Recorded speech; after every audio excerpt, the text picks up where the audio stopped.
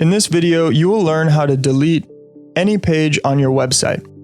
Starting from the main dashboard, you can go ahead and see which websites you have created. Here we've created 3 of 20. Depending on your plan, you'll have, in this case, 17 left. That could be different for you. The first step is to go ahead and select whichever website you're working off of. You might just be working off of one, but if you are working off of multiple, it's important to select the website that you want to actually delete pages from.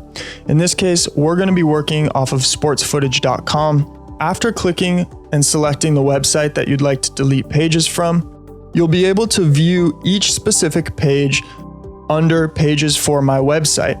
They show up as different icons. So as you can see here, we have 2 pages on this website. We have a home page and we have a testimonials page.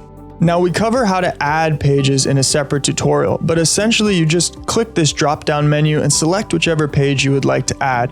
But it is possible that you added a specific page by accident, or you've combined pages and you'd like to delete a page that was created.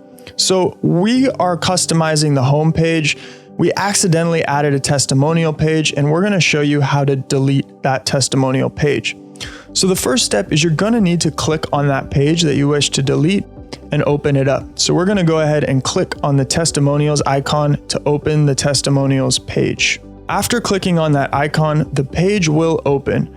First, of course, confirm that this is the page that you wish to delete, and you're going to navigate up to the top gray menu bar and you're looking for that trash can icon. Now, make sure before you click that trash can icon that this is in fact the page that you wish to delete. After you click this button, this page will be gone.